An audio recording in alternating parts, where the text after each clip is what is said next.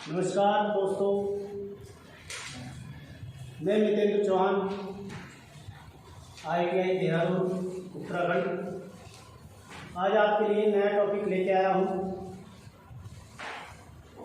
पिछली वीडियो में मैंने बताया था गैस वेल्डिंग और गैस कटिंग में प्रयोग होने वाली गैसें। मैंने उन गैसों के बारे में बताया था जो गैस कटिंग और गैस वेल्डिंग में प्रयोग की जाती है। आज की वीडियो उसी से रिलेटेड है, gas cutting flame. Gas cutting flame यानी ज्वाला। आज मैं फ्लेम के लिए वीडियो लेके आया हूं। सबसे पहले फ्लेम क्या होती है? फ्लेम क्या होती है? सबसे पहले हमें फ्लेम की डेफिनेशन के बारे में पता होना चाहिए। फ्लेम की परिभाषा क्या है? What do you mean flame? Flame से आप क्या समझते हैं? फ्लेम दो गैसों के जलने से उत्पन्न हुई ज्वाला फ्लेम कहलाती है। क्या कहा मैंने? दो गैसों के जलने से उत्पन्न हुई ज्वाला फ्लेम कहलाती है। एक फ्लेम, जैसे मैंने अभी एक डायग्राम बनाया है, इस प्रकार की एक फ्लेम होती है। जब दो गैसें जलती है टॉर्च के ऊपर तो इस प्रकार की एक ज्वाला को उत्पन्न करती है, इसी ही फ्लेम बोलते हैं। इस फ्लेम के अगर हम पार्ट की बात करें, पार्ट ऑफ फ्लेम, फ्लेम के भाग। फ्लेम के तीन भाग होते हैं। कितने भाग होते हैं? तीन भाग होते हैं। एक इनर कोर, दूसरा एसिटिक फेदर, तीसरा आउटर कोन।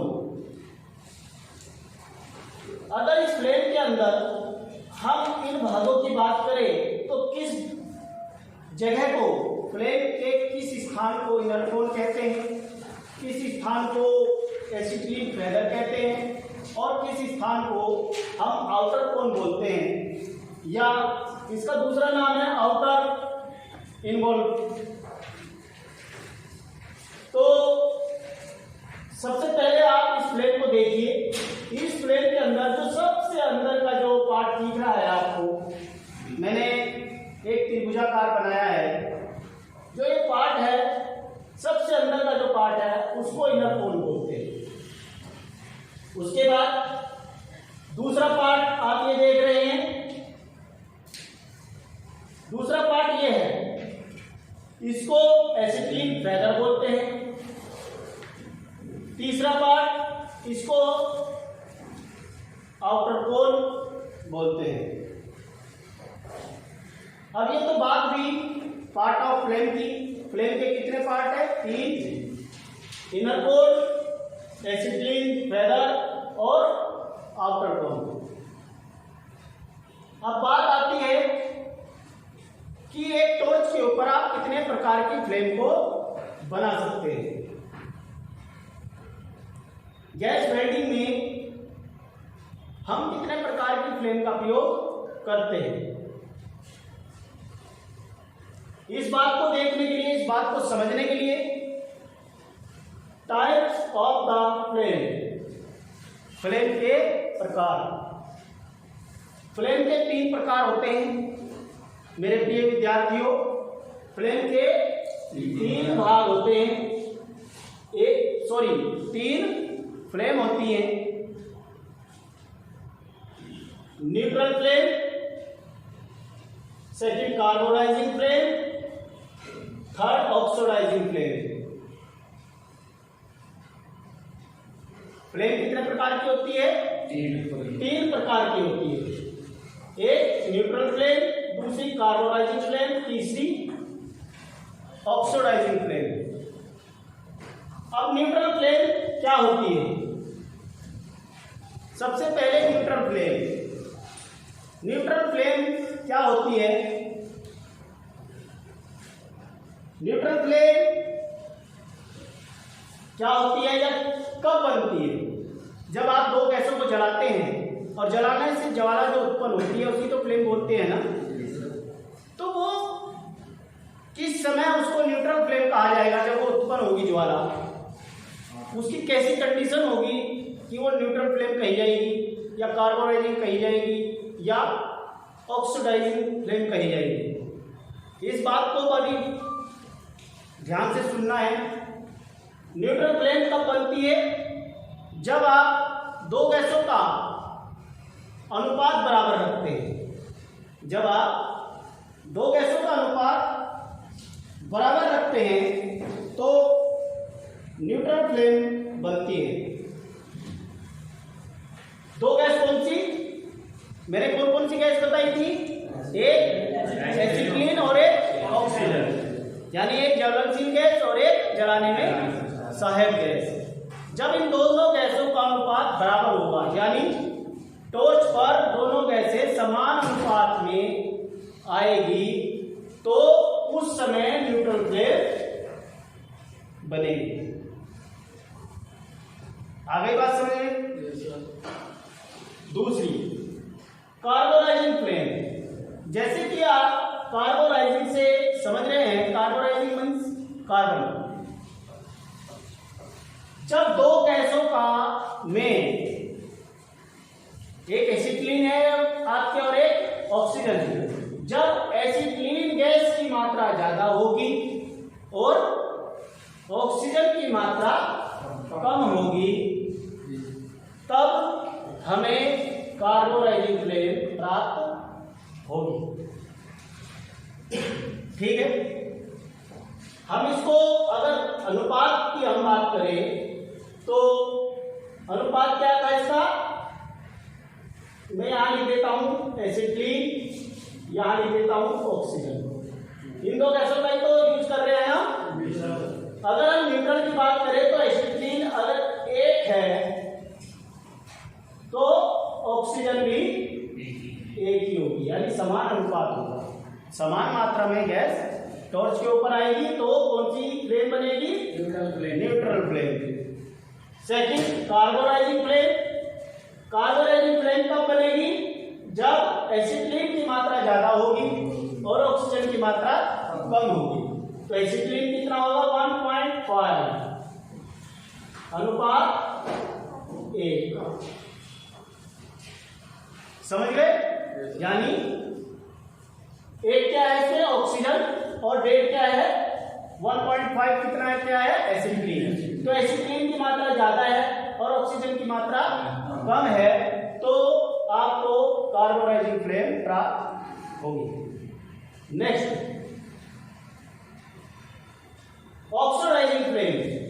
ऑक्सीडाइजिंग फ्लेम आपको तब प्राप्त होगी जब आप टॉर्च पर ऑक्सीजन की मात्रा ज्यादा लेते हैं और कार्बन या एसिटिलीन की मात्रा कम लेते हैं। जब ऑक्सीजन की मात्रा ज्यादा और एसिटिलीन की मात्रा कम होगी तो आपको ऑक्सीडाइजिंग फ्लेम प्राप्त होगी। ठीक है। तो आपको कौन सी फ्लेम प्राप्त होगी? Oxidising flame.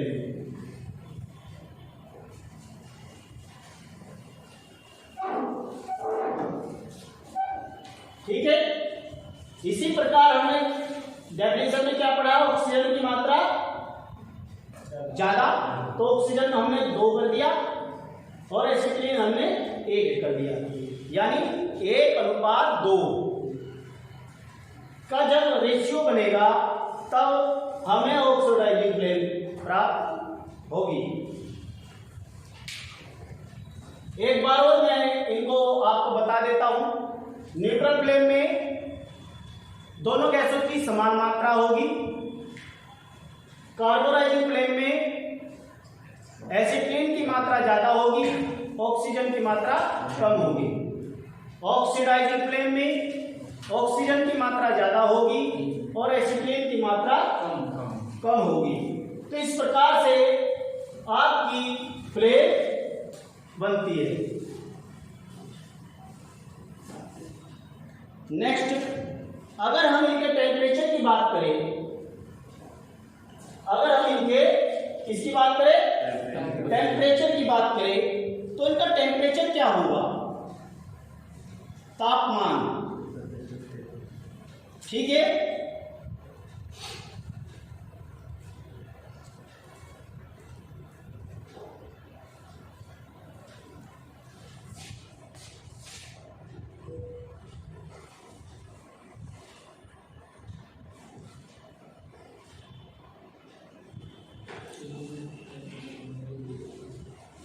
ठीक है,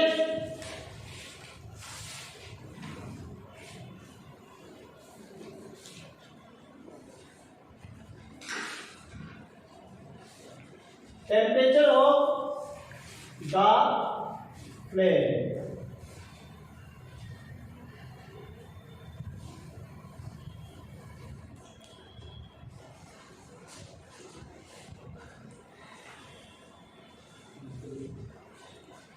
न्यूट्रल फ्लेम जो होती है,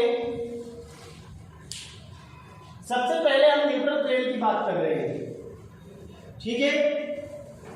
न्यूट्रल फ्लेम का टेम्परेचर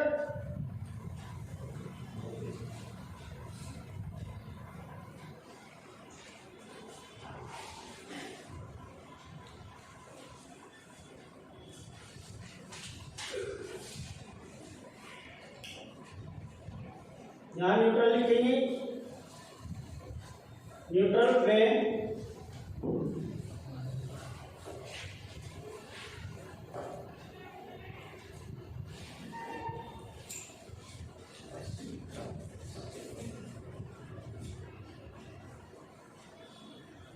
कार्बोनाइजिंग फ्लेम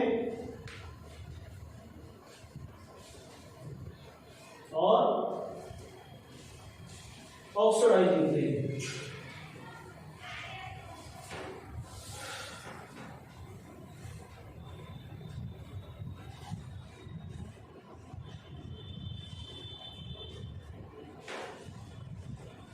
सबसे पहले न्यूट्रल फ्लेम का टेम्परेचर, न्यूट्रल फ्लेम का जो टेम्परेचर होता है वो होता है 3200 डिग्री सेंटीग्रेड।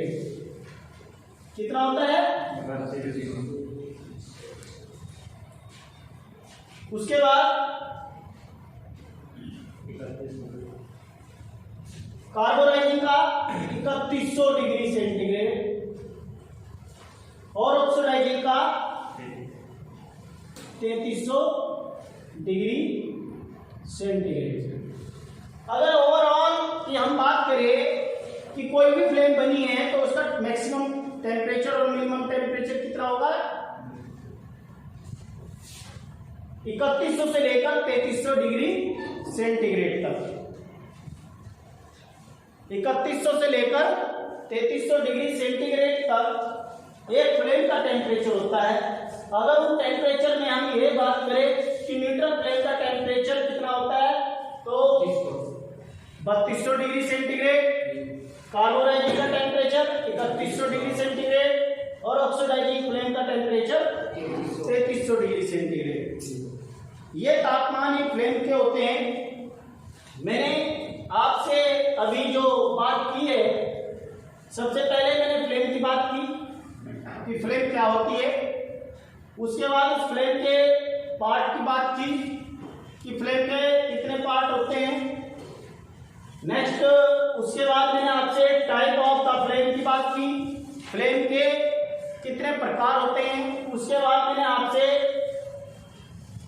गैसों के अनुपात की बात की। नेक्स्ट मैंने आपसे टेम्परेचर की बात की कि फ्लेम के किस फ्लेम का टेम्परेचर कितना होता है। अब मैं बात करता हूं जो ये टाइप पार्ट ऑफ फ्लेम है, जो ये पार्ट ऑफ फ्लेम है, ये तीन जो होते हैं,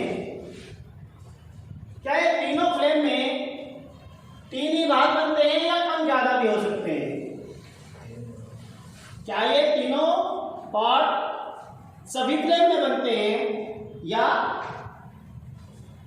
कम ज्यादा भी हो सकते हैं? तो इसके लिए ये है कि एक फ्लेम जिसमें तीन पार्ट होते हैं, पूरे तीन पार्ट जिसके अंदर होते हैं, वो फ्लेम है कार्बोनाइजिंग फ्लेम। इसके अंदर तीन पार्ट होते हैं, ठीक है। बाकी जो न्यूट्रल प्लेन और ऑक्सीडाइजिंग प्लेन होती है, इसमें दो ही पार्ट बनते हैं। जब आप इस प्लेन का निर्माण करेंगे, जब आप न्यूट्रल प्लेन का निर्माण करेंगे, तो उसके अंदर दो पार्ट बनेंगे। कौन सा पार्ट नहीं बनेगा बताओ? ये जो एसिटिलीन फेदर है, ये वाला पार्ट नहीं बनता है। इसके अंदर कितने पार्ट है? दो।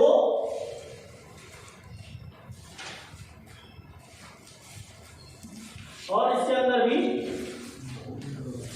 दो। जो तीन पार्ट बनेंगे वो ओनली कार्बोनाइजिंग प्लेन में बनेंगे। क्यों? जो एसिटिलीन फेदर होता है वो एसिटिलीन की अधिकता के कारण बनता है।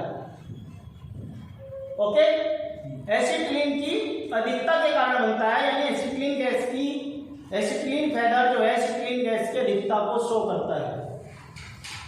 जितनी ज्यादा एसिटिलीन उसके अंदर होगी, वो फेदर उतना ही बड़ा बनेगा। और न्यूट्रल प्लेन में और ऑक्सीडाइजिंग प्लेन में एसिटिलीन की मात्रा ज्यादा नहीं होती है, इसलिए इन दोनों प्लेन के अंदर दो ही पार्ट बनते हैं और कार्बोनाइजिंग के अंदर तीनों पार्ट बनते हैं। जब आप प्लेन टॉर्च के ऊपर जलाएंगे प्रैक्टिकली, तब आपको वो पार्ट दिखाई देंगे। जब हम वर्कशॉप के अंदर जाएंगे, फ्लेम को जलाने वाला जब फ्लेम को हम जलाएंगे, तब हम देखेंगे कि कहाँ हमारे तीन पार्ट बने हैं, कहाँ हमारे दो पार्ट बन रहे हैं, ठीक है। और गैस के मिक्सिंग का जो अनुपात है, हम उसे किस प्रकार से कंट्रोल करते हैं, वो सब बातें हम वर्कशॉप के अंदर जब जाएंगे, जब हम प्रैक्टिकल करेंगे, तब हमें वो बात पता चलेगी। अभी हम थ्योरी पढ़ रहे हैं, तो थ्योरी पर ध्यान दीजिए। नेक्स्ट, इतनी बात मैंने जो बताई है आपको, इसमें किसी का कोई क्वेश्चन पूछो? कोई कुछ पूछना चाहता हो? इस इतने जो मैंने बताया है, इतने टॉपिक के अंदर किसी का कोई क्वेश्चन हो तो पूछ सकता है। पूछो भाई।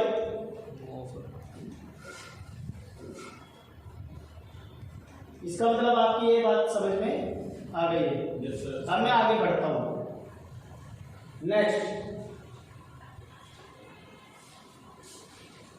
हमने इस टॉपिक के अंदर फ्लेम के गैसों का अनुपात पढ़ लिया, उसके पार्ट पढ़ लिए हैं और उसका टेम्परेचर भी पढ़ लिया है। अब हम नेक्स्ट जो इसका भाग है वो है उसकी स्पीड, वेग, यानी फ्लेम के वेग के बारे में पढ़ेंगे। फ्लेम का वेग कितने प्रकार के होते हैं और इस वेग का प्रयोग हम वेल्डिंग के अंदर या कटिंग के अंदर करते हैं, या वेल्डिंग के अंदर करते हैं, सॉरी वेल्डिंग के अंदर करते हैं, और किसका नहीं। तो ये साफ कर दूं मैं? कर दूं साफ? अगर आप लोगों ने उतार लिया हो कर दूं? ठीक।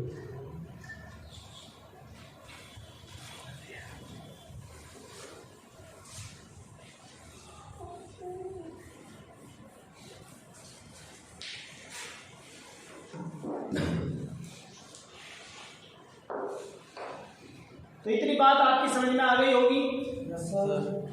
अगली वीडियो में हम एसिटिलीन का वेग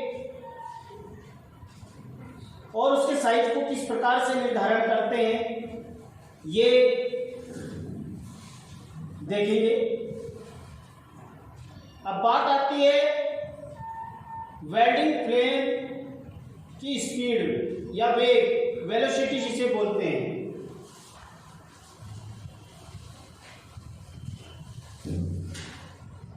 V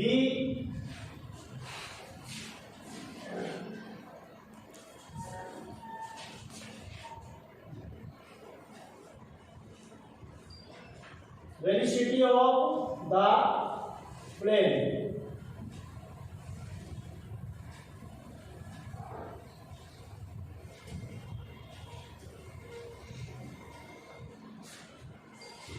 क्योंकि कोई भी फ्लेम है उसकी कोई वेलोसिटी तो होगी, उसका कोई वेग तो होगा, है ना।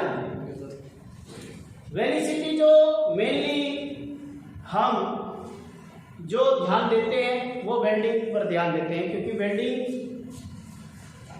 वेलोसिटी के ऊपर निर्भर करती है, उसके वेग के ऊपर निर्भर करती है कि आप किस प्रकार की बेंडिंग कर सकते हैं, अच्छी कर सकते हैं बढ़िया, तो उसके वेग को कंट्रोल करके ही आप अच्छी बेंडिंग कर सकते हैं।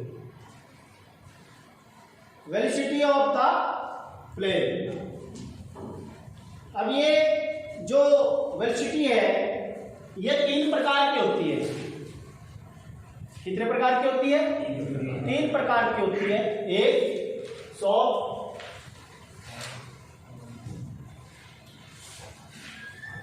दूसरी बताओ सख्त होती है, इसको हर्ट्ज फ्लेम भी बोल सकते हैं।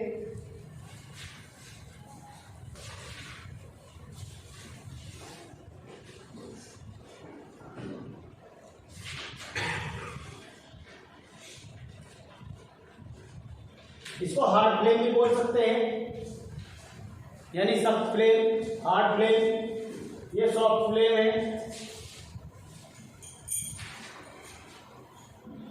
ये हार्ड फ्लेम है। और नेक्स्ट है डेटोनेशन फ्लेम।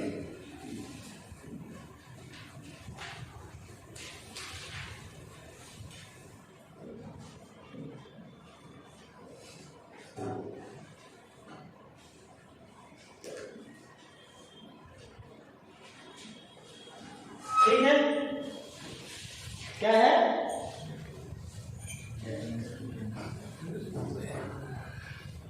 Detonation flame.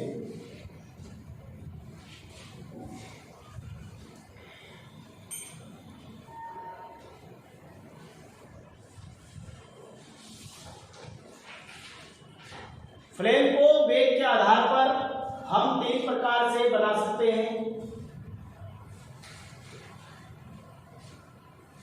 एक सॉफ्ट फ्लेम, नर्म फ्लेम भी बोलते हैं इसको, हार्श फ्लेम या हार्ड फ्लेम, इसको सख्त फ्लेम भी बोल सकते हैं। Third detonation flame.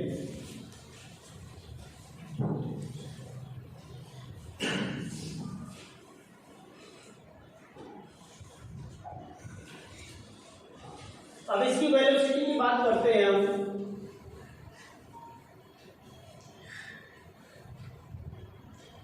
इसकी बात करते हैं इसकी वेलोसिटी की, कि नर्म फ्लेम जो होती है उसकी वेलोसिटी कितनी होती है और जो हर्ष फ्लेम है या सख्त फ्लेम है उसकी वेलोसिटी कितनी होती है, और डेटोनेशन की वेलोसिटी कितनी होती है।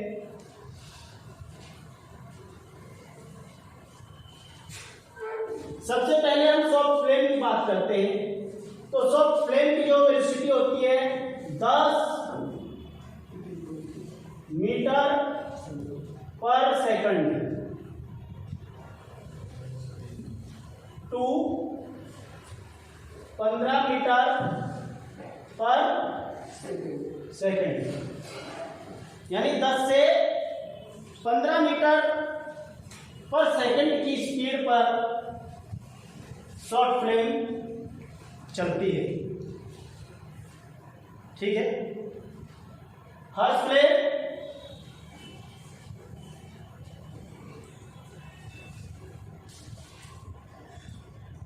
100 मीटर पर सेकेंड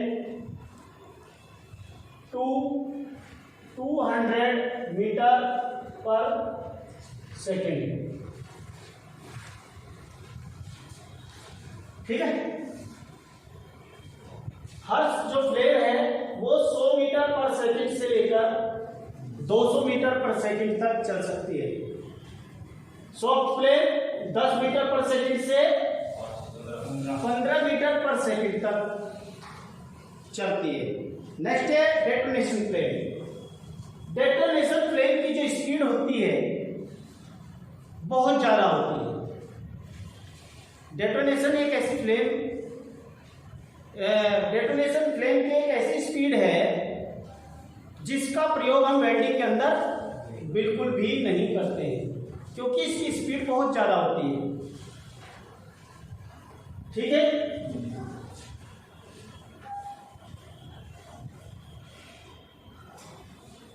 ठीक है, तो इसका प्रयोग हम वेल्डिंग के अंदर नहीं करते हैं।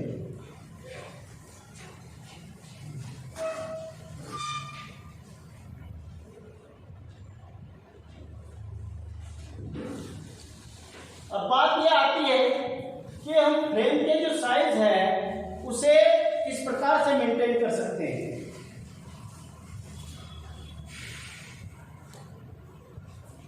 ठीक है,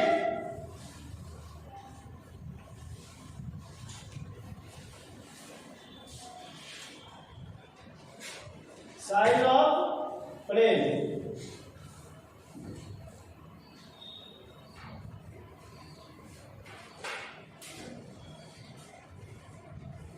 जब हम गैस वेल्डिंग या गैस कटिंग करते हैं, कटिंग कह रहा हूं, वेल्डिंग करते हैं,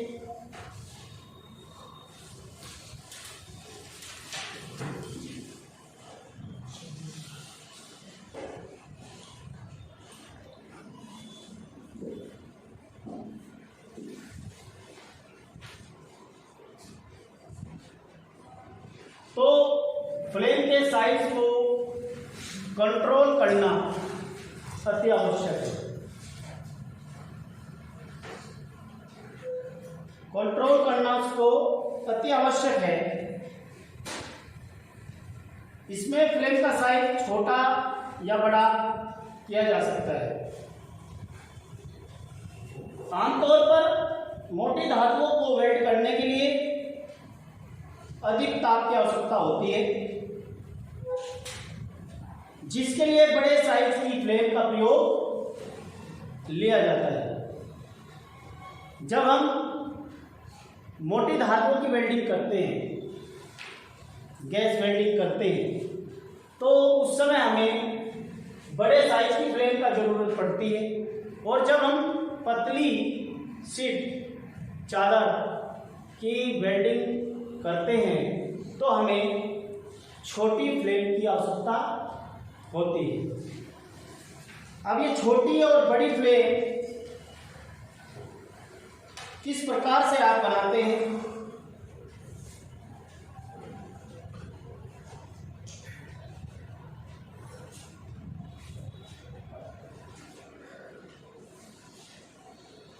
इसका चुनाव साइज, जो फ्लेम का जो साइज है उसका चुनाव धातु के मोटाई के आधार पर करते हैं।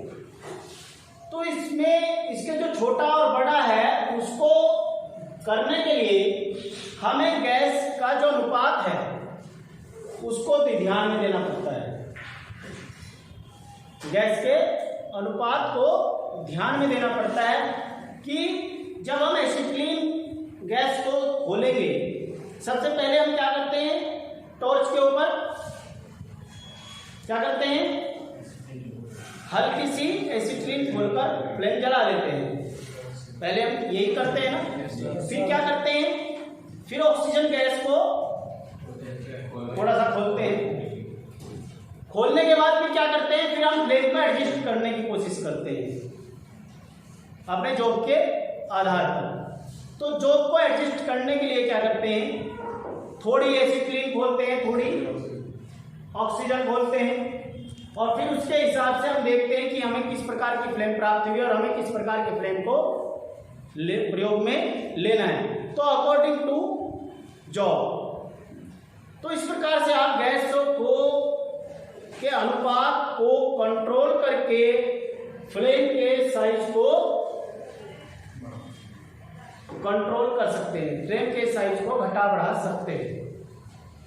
तो ये होती है फ्लेम की साइज। अब आपको पता चल गया होगा कि अगर बड़ी फ्लेम होगी तो वो कहाँ काम आएगी मोटी धातुओं को वेल्ड करने के लिए, और छोटी फ्लेम होगी तो कहाँ काम आएगी, हैं, पतली धातुओं को वेल्ड करने के लिए। तो आज की जो वेल्डिंग गैस कटिंग फ्लेम की जो क्लास थी वो कटिंग के फ्लेम से लेकर गैस वेल्डिंग वेलोसिटी फ्लेम तक गई है, और उसके साइज को मैंने आपको कंट्रोल करना बताया है। मुझे लगता है कि आपकी समझ में ये बात आ गई हो। अगर किसी का कोई डाउट है अभी तक गैस वेल्डिंग फ्लेम में, उसके पार्ट्स में, उसकी गैसों के अनुपात में, वेलोसिटी में या साइज में, तो कोई भी आपकी कोई कुछ पूछना चाहता हो तो वो पूछ सकता है।